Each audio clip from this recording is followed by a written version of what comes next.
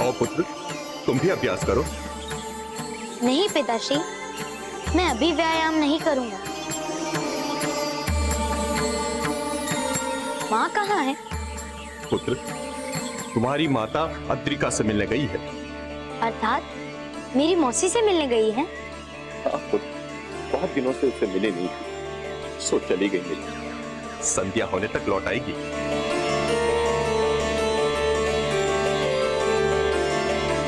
केवल मिलने गई है या किसी आवश्यक कार्यवश से गई है? हाँ, एक पथ दो काज, मिलना भी और अवश्य कार्य भी। पिताश्री, एक बात पूछूं? हाँ हाँ पुत्र, पूछो। कहीं माँ मुझसे रुष्ट होकर तो नहीं गई है ना?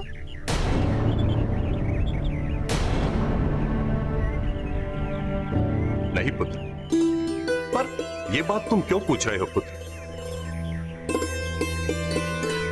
पर अब माता भी अपने पुत्र से रुष्ट होती है, जो तुमसे रुष्ट हो जाएगी और तुमसे दूर चली जाएगी। बल्कि जाते समय वो बड़ी द्वंद और दुविधा में थी कि आज ही मेरा पुत्र आया है और आज ही मुझे जाना पड़ रहा है। पिताश्री, मुझे माँ के पास जाना है। मैं माँ के पास जाऊंगा। पुत्र, वहां जाकर क्या करोगे? संध्या होने तक तो वो लौट आएंगे। नहीं पिताश्री, मैं उनसे मिलने के लिए बहुत व्याकुल हो रहा हूँ। पुत्र, तुम मेरी बात नहीं मानोगे? मानूंगा, सब बात मानूंगा, केवल यही बात नहीं मानूंगा। मैं जाऊंगा, मैं माँ के पास जाऊंगा। अच्छा ठीक है, जाना, पर अपनी माँ की बात तो मानोगे ना? हाँ, किंतु वह तो यहाँ है ही नहीं। वो मुझसे कह के गई है तुम्हारे लिए। क्या? कि जब तक कि मैं लौट के नहीं आऊं, तब तक तुम्हें मेरी आज्ञा का पालन करना होगा। किंतु मेरा मन व्याकुल हो रहा है पिताश्री, माँ से मिलने के लिए। इसका अर्थ ये हुआ पुत्र कि माता ही तुम्हारे लिए सर्वोपरि है, पिता केवल नगण्य। नहीं नहीं, ऐसी बात नहीं है। बात वास्तव में। जानता हूं, बात स्नेह की है कि मैं भी तुमसे बहुत स्नेह करता हूं। मैं भी ये चाहता हूं कि तुम मेरे समीप रहो, मेरे से बात करो, और सौभाग्य से वो समय मिला है, तो क्यों ना हम एक साथ तुम मेरे कार्य में हाथ बटाओ। तो ठीक है, मुझे बताएं कि मुझे क्या करना होगा। पुत्र, तुम तपोवन में जाकर ऋषियों की रहने की व्यवस्था करो। कोई आयोजन होने वाला है क्या? हाँ पुत्र, कुछ दिनों बाद ऋषिगण आने वाले हैं वहां तपस्या के लिए, तो तुम उनकी सुरक्षा की व्यवस्था करो। ठीक है, मैं जाता हूँ।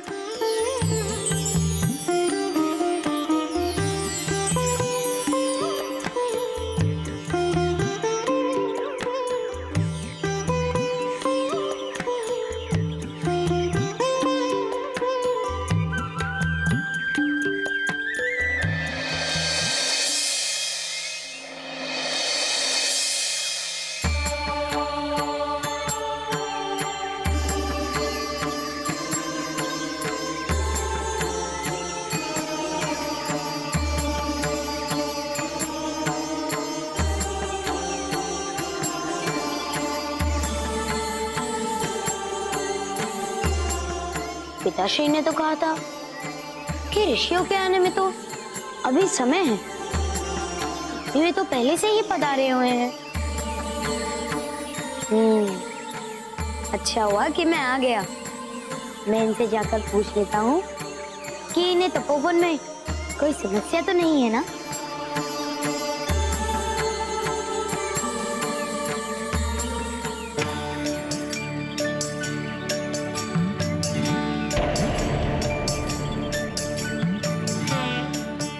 प्रणाम ऋषिवर। हे ऋषिवर, कृपया मुझे बताएं कि यहाँ पे आपको कोई कष्ट तो नहीं है ना? बालक, मैं ऐसे प्राणी से वार्ता नहीं करता जो अपने मन पर बोझ लेकर चलता हूं।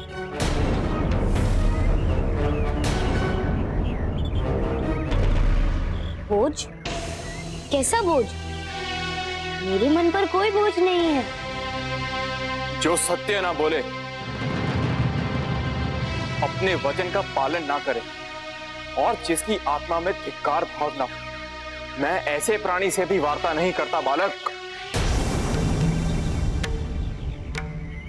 क्योंकि ऐसा प्राणी सत्पुरुष नहीं होता। ऋषिवर, मुझे आपकी बातें समझ में नहीं आ रही। कैसा वचन, कैसा धिक्कार भाव? अच्छा, वचन तो वचन, तुम अपना कथन भी भूल गए? तुम उद्दंड बालक। हे ऋषिवर, मैं सत्य कह रहा हूँ। मुझे आपकी बातें बिल्कुल समझ में नहीं आ रही हैं। कृपया मुझे स्पष्ट कहें तथा साथ ही मेरा मार्गदर्शन करें कि मैं क्या करूं जिससे मेरे दुर्गुण चले जाएं। मुझसे कोई त्रुटि हुई है तो मैं उसे सुधारने के लिए तत्पर हूं। मुझे बताएं ऋषिवर। तुम अपनी माता को उपहार देने वाले थे, दिया? नहीं दिया ना? रिक्त हाथों चले गए अपनी माता से मिलने? गए ना? हाँ, ये सत्य है कि मैं अपनी माता के पास रिक्त हाथ गया, किंतु मैं जानबूझकर नहीं गया। मुझे कोई उपहार देने योग्य कुछ मिला ही नहीं, इसलिए मैं बिना उपहार लिए ही चला गया। जीवनदात्री के सामने तो जीवन का उपहार भी तो है ऋषिवर। तो क्या उपहार देता मैं अपनी जननी को? सत्य कहा तुमने बालक। जन्मदात्री के ऋण को तो इस संसार में कोई भी और कभी भी नहीं चुका सकता, किंतु उपहार से जन्मदात्री की भावनाओं को दुगना अवश्य किया जा सकता है। तो मुझे बताएं ऋषिवर और मेरा मार्गदर्शन करें कि मैं क्या उपहार लूं।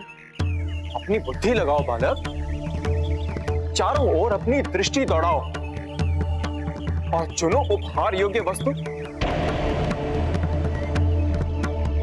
यदि फिर भी तुम्हें समझ ना आए तो जाओ पूछो जाकर प्रजापति ब्रह्मा से, लीलाधर विष्णु से और महाकाल महादेव से।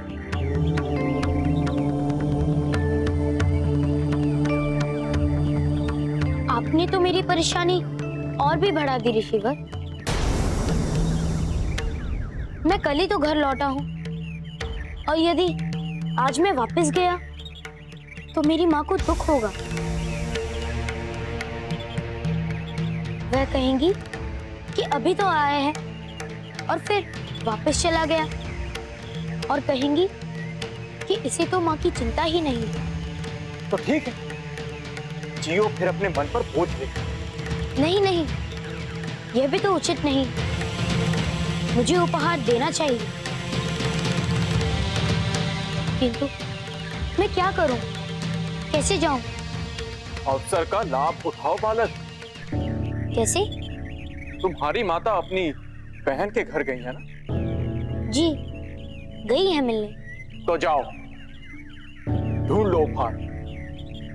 इससे अच्छा अवसर दोबारा नहीं मिलेगा मन से बोझ उतारने का। ठीक है, मैं जाऊंगा उपहार लेने, किंतु मुझे उपहार लेने जाने के लिए पिताश्री की आज्ञा लेनी है।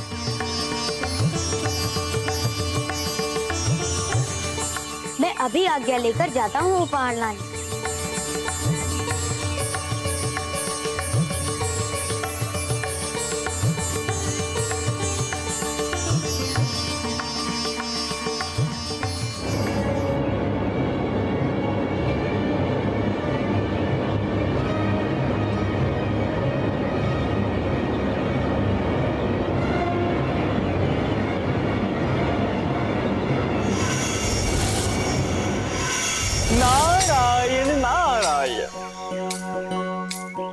कीजिए प्रभु, आपकी लीला की धरातल तो बना दी मैंने। नारायण नारायण।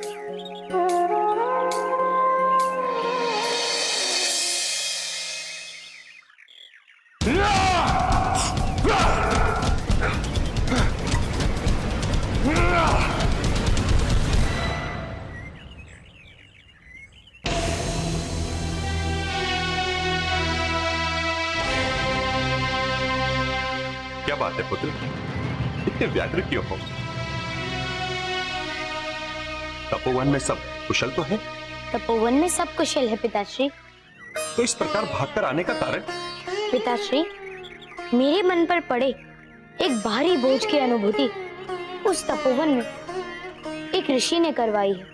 तपोवन में ऋषि और अग्नि, ये कैसे संभव है पुत्र? वहां तो ऋषि हैं, मैंने उनका दर्शन किया, उनसे बातें की। वो किस खोज की बात कर रहे थे पुत्र? मुझे एक वस्तु की खोज करने जाना है पिताश्री। उसके लिए मुझे आपकी आज्ञा चाहिए। मैं सूर्यास्त से पहले तक आ जाऊंगा। पुत्र, तुम उस वस्तु का नाम बताओ, मैं मंगवा दूंगा।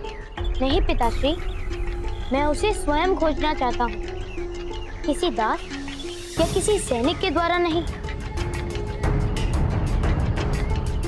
कृपया मुझे जाने की अनुमति दे दीजिए पिताश्री।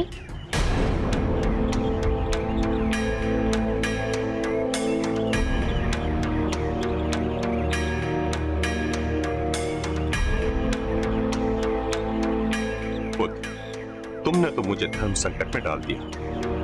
नहीं पिताश्री, कोई धर्म संकट नहीं। आप मुझसे स्नेह करते हैं ना? हाँ पुत्र, बहुत बहुत पुत्र। तो फिर इस स्नेह की 100।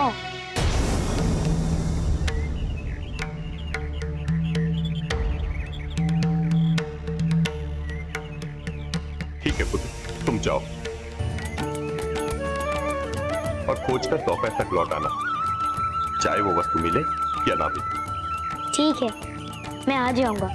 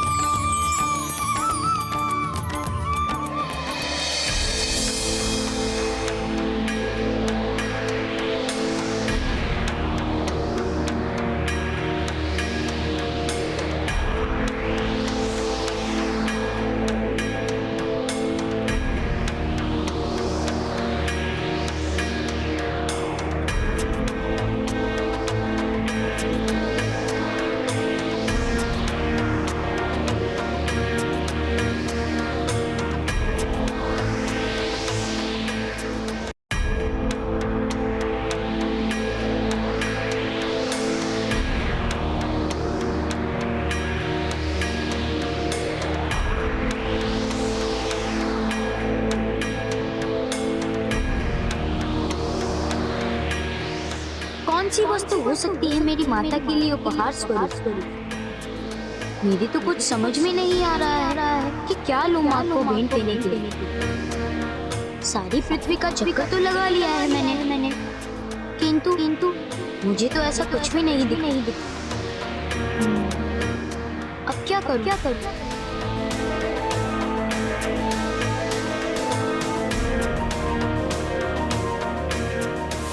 अपनी बुद्धि लगाओ बालक, चारों ओर अपनी दृष्टि दौड़ाओ और चुनो उपहार योग्य वस्तु। यदि फिर भी तुम्हें समझ ना आए तो जाओ पूछो जाकर प्रजापति लीलाधर विष्णु से, महाकाल महादेव। हाँ, उन्हीं से पूछता हूँ।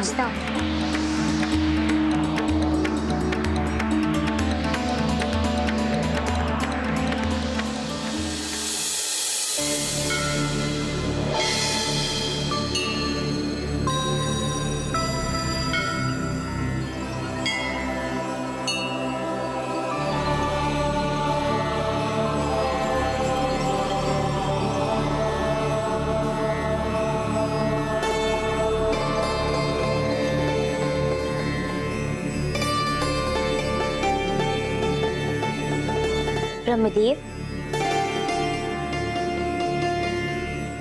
हनुमान, आप यहाँ कैसे आना हुआ? क्षमा करें परमपिता, अचानक आने की। किंतु यदि मैं नहीं आता तो मेरी समस्या का निवारण नहीं हो। कैसी समस्या?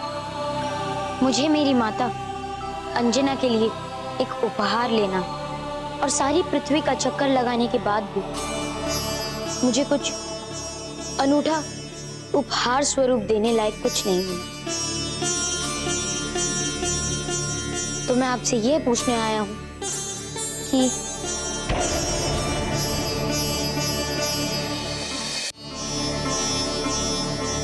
प्रणाम ब्रह्मदेव। प्रणाम ब्रह्मदेव।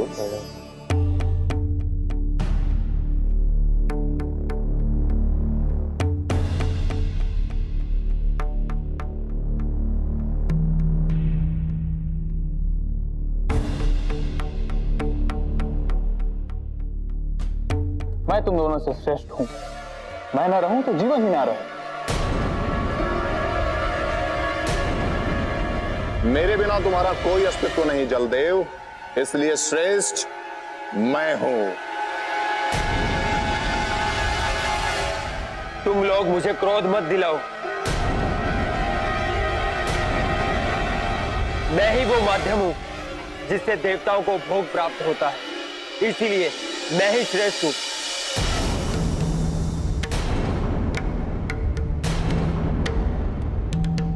शांत हो जाइए, बिल्कुल शांत।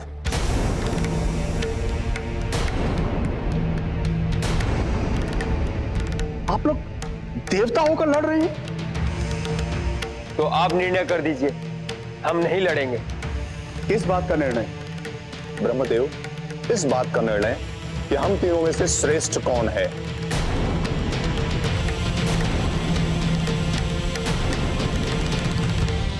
ब्रह्मदेव, मैं कहता हूं कि इन दोनों से श्रेष्ठ मैं हूं।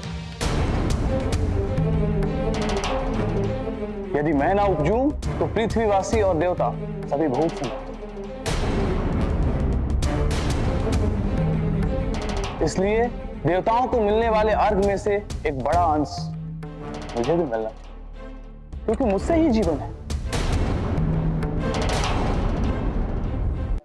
नहीं ब्रह्मदेव, श्रेष्ठ मैं हूं। मैं हूं तब अन्न का सिंचन होता है और वह उपजता है।